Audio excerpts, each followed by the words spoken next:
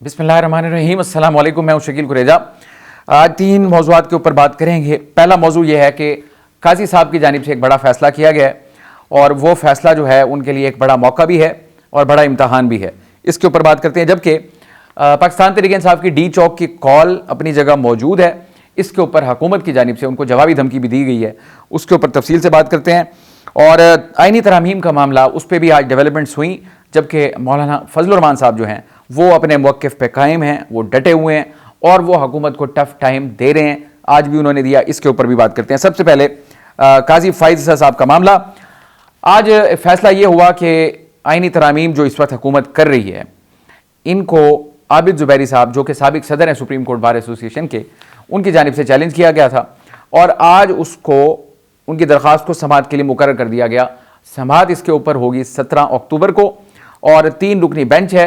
काजी साहब उसकी सरबराही कर रहे हैं, जस्टिस नईम अफ़गान और जस्टिस शाहिद बिलाल। ये 3 रुकनी बेंच इस केस को सुनेगा जो कि आबिद ज़ुबैरी साहब ने दायर किया। और वो दायर क्या था? ये आइनी तरामीम जो मुजव्वज़ा हैं इनको वहाँ पर चैलेंज किया गया है और इनको खिलाफ आइन करार दिया गया है और इस्तदा की गई है कि इनको कल अदम करार दिया जाए। ये है दरख्वास्त का मुद्दा। अब आते हैं कि मैंने गुजारिश की कि ये काजी साहब का इम्तहान भी है और मौका भी है। आप तारीख देखें, 17 तारीख और 25 तारीख डेट ऑफ रिटायरमेंट है, आखिरी दिन है बतौर चीफ जस्टिस। ये मेरे लिए बड़ी हैरान कुन बात है कि एक जाने वाले चीफ जस्टिस ने इतना अहम केस जो है अपनी रिटायरमेंट के चंद दिन पहले उसको समाअत के लिए मुकर्रर कर लिया।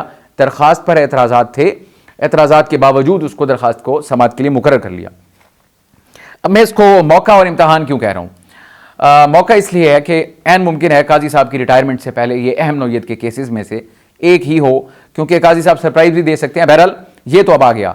अब ये वो तरमीम है जिसकी मुखालफत तहरीक इंसाफ सबसे ज़्यादा कर रही है, या शायद तहरीक इंसाफ ही कर रही है। बाकी जमातें परसेंट में आगे पीछे हो सकती है, लेकिन वो इसकी हिमायत में, इत्तेहादी सारे इकट्ठे हैं। और मौलाना साहब का ये है मौक़िफ़ कि उनकी तजावीज़ अगर शामिल कर ली जाएँ तो वो इनका साथ देने को तैयार हैं, जबकि तहरीक इंसाफ किसी सूरत किसी भी उसमें इसको सपोर्ट नहीं कर रही। तो ये कर रही है मुखालफत, और जो दरख्वास्त है वो भी इसकी मुखालफत में है। सो पॉइंट यहाँ पे ये आता है कि जो दरख्वास्त गुजार हैं उनका मौक़िफ़ और तहरीक इंसाफ का मौक़िफ़, यानी तहरीक इंसाफ का मौक़िफ़ जो है वो सिर्फ दरख्वास्त में आपको रिफ्लेक्ट होता है। अब ये जो हैं आबिद ज़ुबैरी साहब, ये काजी साहब की कोई गुड लिस्ट में नहीं है। उसका उनका झुकाव जो था वो ज़्यादातर उमर अता बंदियाल साहब की तरफ था, और इसके अलावा उनका जो पॉइंट ऑफ व्यू है अगर उसको देखें तो वो तहरीक इंसाफ के ज़्यादा करीब है, और काजी साहब की ये गुड लिस्ट में नहीं है। बहरहाल दरख्वास्त मुकर्रर हो गई। अब मैं इसको कह रहा हूँ मौका और इम्तहान। मौका किस सेंस में है? मौका इस सेंस में है कि काजी साहब का जो टेन्योर रहा बतौर चीफ जस्टिस ऑफ पाकिस्तान, उसमें तहरीक इंसाफ को बहुत ज़्यादा ज़िक पहुँची, बहुत सारे फैसले आए, बिलखुसूस जो इनके यानी कि इंटर पार्टी इंतखाबात, और जिसके बाद उनका बल्ले का निशान चला गया और उसके बाद उनकी मखसूस नशिस्तों का मसला पैदा हो गया। तो वो एक मदर ऑफ ऑल ईवल्स था वो फैसला फॉर तहरीक इंसाफ, जो कि काजी साहब की सरबराही में 3 रुकनी बेंच ने किया था। और इसके अलावा भी तहरीक इंसाफ से मुतालिका जो भी फैसले आए काजी साहब की अदालत से, वो उनके तहरीक इंसाफ के हक में नहीं गए, उनके खिलाफ गए। तो तहरीक इंसाफ की एक मखसूस राय है, वो नापसंद करते हैं काजी साहब को। एलानिया बरमला अदालत के अंदर खड़े होकर उनको मुंह पर उनको कहा कि हमें आप पर एतबार नहीं है और आप अपने आप को, हमारे जो केसेस हैं हमसे मुतालिका, वो आप अपने आप को उनसे अलग करें। दरख्वास्त लिख कर भी दिया गया, लेकिन काजी साहब ने उनकी किसी भी दरख्वास्त को कबूल नहीं किया, उनके एतराज़ को कबूल नहीं किया और कार्रवाई जो है वो जारी रखी और फैसले जो है वो तहरीक इंसाफ के खिलाफ आते रहे। अब उनके ऊपर एक टैग लग चुका है या एक दाग लग चुका है, वो ये, अगर तहरीक इंसाफ के लेंस से देखा जाए कि वो तहरीक एंटी PTI जज साबित हुए या चीफ जस्टिस साबित हुए फॉर PTI, क्योंकि फैसले सारे उनके खिलाफ थे। अब आप देखें उनका बड़ा इल्ज़ाम क्या है, वो ना इलेक्शन का ऑडिट की तरफ जा रहे हैं, यानी 8 फरवरी वाली जो दरख्वास्त है उनकी अभी तक ज़ेर इल्तवा है, जो कि इमरान खान साहब ने वीडियो लिंक पर हाजिरी के दौरान इस्तदा की थी बनफ्स नफीस मोअज़्ज़िज़ जज साहिबान को, काजी साहब को, कि हमारी 2 दरख्वास्तें ज़ेर इल्तवा हैं, अज़राए करम उनको मुकर्रर किया जाए। एक उनकी 25 मई इंसानी हकूक़ से मुतालिक है और एक उनकी दरख्वास्त 8 फरवरी इलेक्शन से मुतालिक है। वो उस पर काम नहीं हुआ। फिर वो मुतादिद दरख्वास्तें करते रहे, जुडिशल कमीशन बनाया जाए 9 मई के ऊपर, गो के वो हुकूमत काम करे, अगर हुकूमत लिखे तो वहाँ से बेंच बन सकता है। वो भी उनका काम नहीं हुआ। 8 फरवरी वाला वो भी उनका नहीं हुआ और 25 मई वाली दरख्वास्त भी नहीं लगी, बल्ले का निशान भी चला गया। अब आप देख लें मखसूस नशिस्तों का फैसला, उसके ऊपर क्या हुआ वो भी आपके सामने है। फिर उसके अलावा 63A की जो रिसेंट तशरीह है, तशरीह पर नजर सानी का जो फैसला है वो भी काजी साहब ने हेड किया, वो भी तहरीक इंसाफ की तवक्कुआत के बरक्स किया, यानी उनके खिलाफ किया। तो ये भी एक बहुत लंबी लिस्ट है। तो तहरीक इंसाफ जो है उनसे बड़ी नाला है, बड़ी नाराज़ है। और ऑब्वियसली आपने रिटायर तो होना ही होता है, फिर रिटायरमेंट के बाद आपको पता है सोशल मीडिया के ऊपर तहरीक इंसाफ का होल्ड है बड़ा।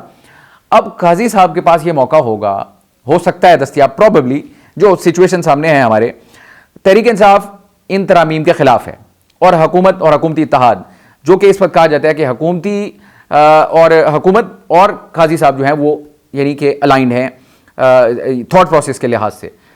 और अब इस दरखास्त के ऊपर क्या वो अपना जो माजी के दाग हैं उनको धो सकते हैं कि जो उनके ऊपर इल्ज़ामात लगते रहे, इन तरामीम का रास्ता किसी तरीके से रोक कर तहरीक इंसाफ के मौक़िफ़ की फतह हो जाए फ्रॉम अदालत, supreme court of Pakistan, from Qazi Faez Isa sahib. तो ये यानी कि जो उनके ऊपर दाग हैं उनको धोने की कोशिश हो सकती है प्रॉबेबली।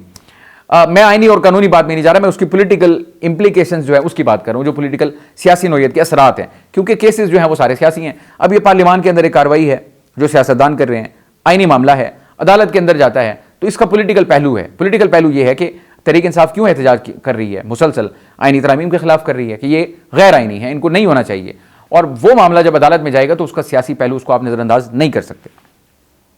अब उनका इम्तिहान ये होगा, क्या वो इसको यानी कि इस अपॉर्चुनिटी को इस पर्सपेक्टिव से देखेंगे कि वो इसका ऐसा फैसला कर दें जो कि तहरीक इंसाफ के हक में जाए, यानी कि तरामीम का रास्ता रुक जाए और तहरीक इंसाफ के मौक़िफ़ की फतह हो और हुकूमत को सेट बैक हो।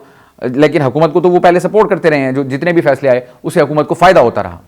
एक तो यह है। अब इम्तिहान ये है कि किस तरीके से वो इसको करेंगे, जबकि पूरा उनका जो टेन्योर है सारा वो उनके हक में था और यहाँ इनके खिलाफ, ये उनके लिए इम्तिहान भी है, पेचीदा मसला है।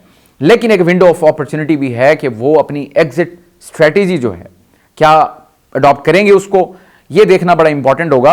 और डेफिनेटली 17 को इसका फैसला तो ऑब्वियसली नहीं हो सकता, बड़ा मुश्किल होगा कि एक ही समाज के अंदर नोटिस हुए अभी और फैसला हो जाए। लेकिन जो वहाँ पे गुफ्तगू होगी, जो सवालात होंगे, जो रिमार्क्स होंगे, उससे एक इंप्रेशन जो उभर के सामने आएगा वो वे फॉरवर्ड जो है उसको क्लियर कर देगा कि मामला किस तरफ बढ़ेगा आगे। तहरीक इंसाफ की भी इस पर नज़रें हैं और ऑब्वियसली बतौर सहाफ़ी हमारी भी नज़र है और हुकूमत की भी इसके ऊपर नज़र है, तो इस पर आपको ज़रूर आगाह करेंगे। ये इंतहाई अहम नौयत का मामला होगा। 17 कोई दूर नहीं है। देखते हैं, काजी साहब ने अपनी रिटायरमेंट के बिल्कुल एंड मौके के ऊपर एतराज़ात के बावजूद दरख्वास्त को समाअत के लिए मुकर्रर किया, तो इसमें से निकलता क्या है।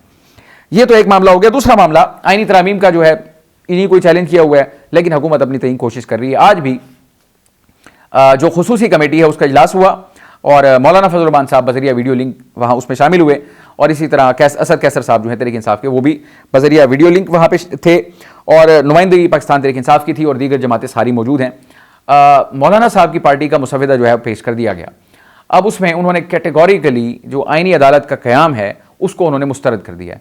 उनकी वो अपनी तजवीज़ के ऊपर बदस्तूर कायम है कि आईनी अदालत की कोई ज़रूरत नहीं है, एक बेंच जो है सुप्रीम कोर्ट के अंदर तश्कील दे दिया जाए जो कि आईनी मामलात को देखे, न कि एक अदालत अलग से पैरल खड़ी की जाए।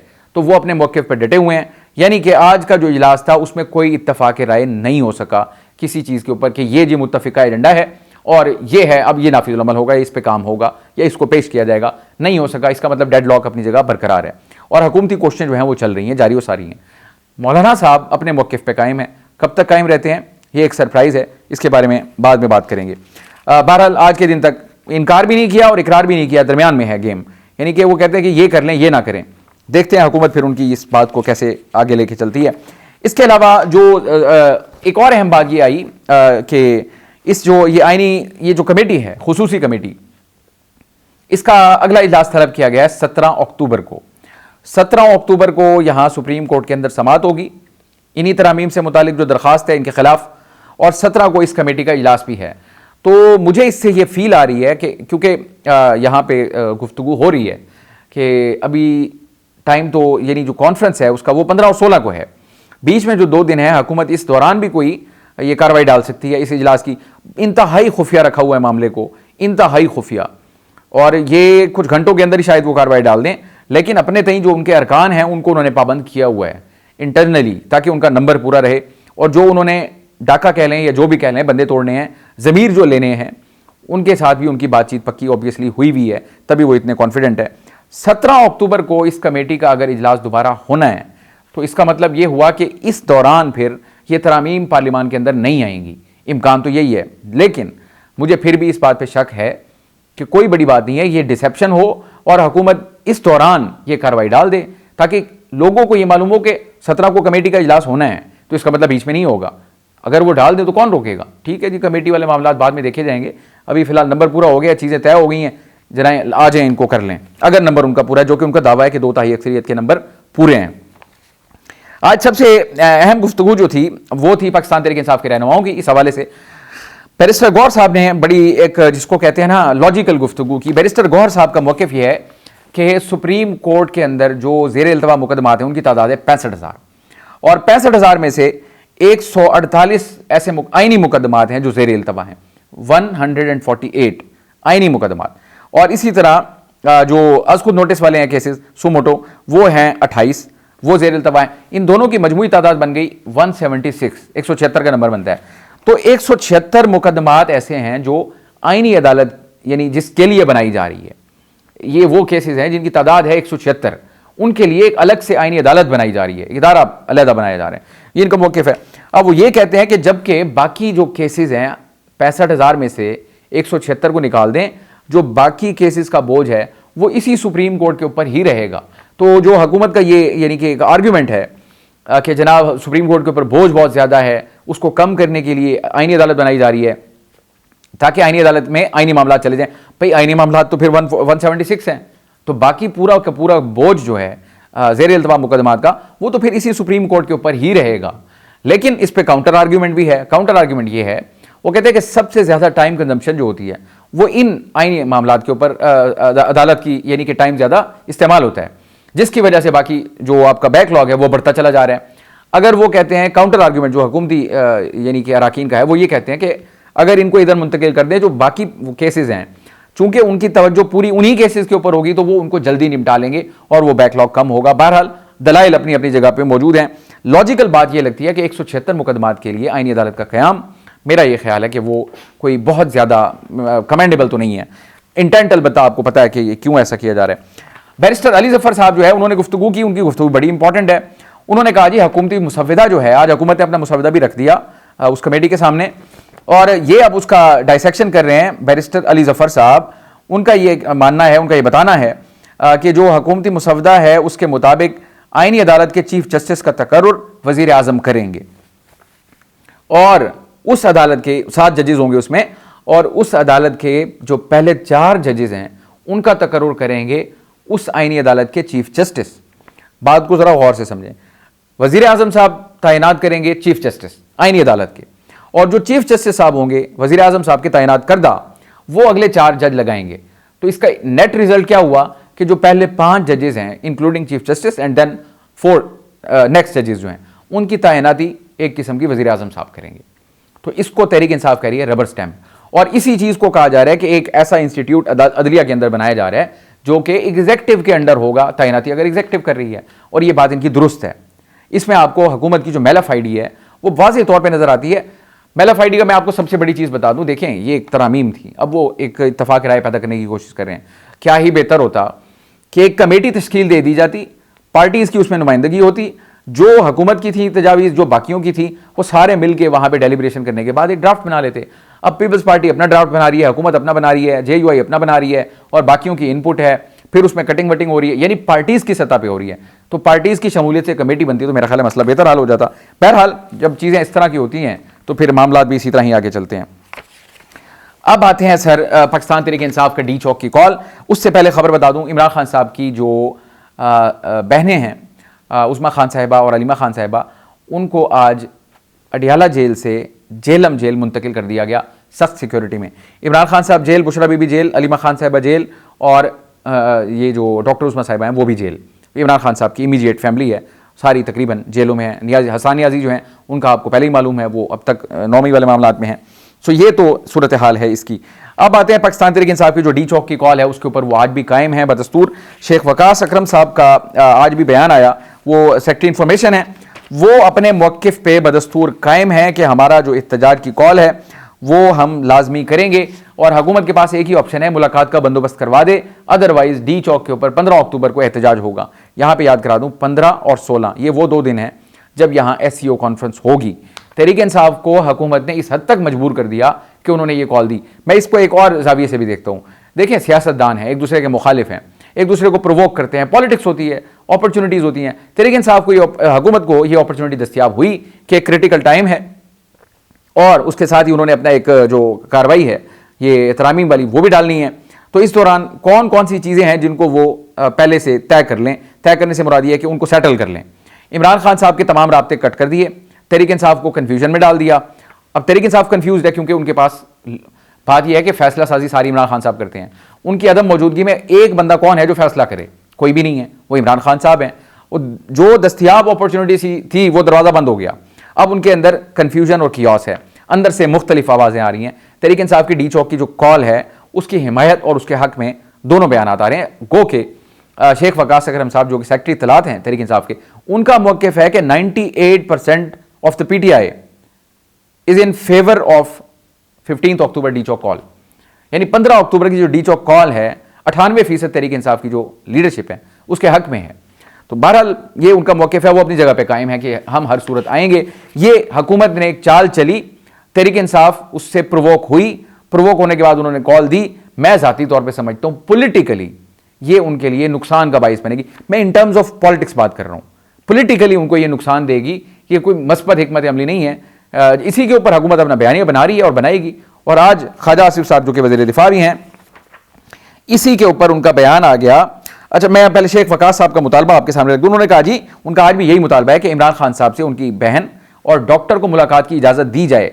और जो बयानात आ रहे हैं अडियाला जेल से उनकी तरफ से, जो सुप्रिटेंडेंट है कहते हैं वो हमारे लिए नाकाबिल यकीन है, हमें उन पर कोई भरोसा नहीं, इनकी मुलाकात करवाई जाए। हुकूमत को मैं ज़ाती तौर पर समझता हूँ, फिर मैं यही कहूँगा कि वो भी पॉलिटिक्स कर रही है हुकूमत, कोई नेक नीयती तो नहीं है, आपको वाज़ेह नज़र आ रहा है।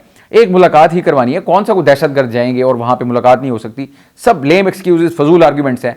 वो इस पे पॉलिटिक्स कर रहे हैं। मौका दस्तियाब है, उन्होंने किया, तहरीक इंसाफ को प्रोवोक किया, वो हो गए और उस के बाद उन्होंने कॉल दे दी। ये सारा सूरत हाल है। अब इसके ऊपर जो उनका मौक़िफ़ है वज़ीर दिफा ख्वाजा आसिफ साहब का, उनका मौक़िफ़ यह है कि अगर 15 अक्टूबर को इस्लामाबाद पर यह इल्गार की गई तो उसको रोकने के लिए पूरी ताकत इस्तेमाल की जाएगी, रियासती ताकत इस्तेमाल की जाएगी। ये उन्होंने वार्न कर दिया। उसको कहते हैं कि यह एहतजाज की कॉल आगे भी हो सकती है और 15 को एहतजाज की कॉल मुल्क की सालमियत पर हमला है और इसको हर सूरत रोका जाएगा।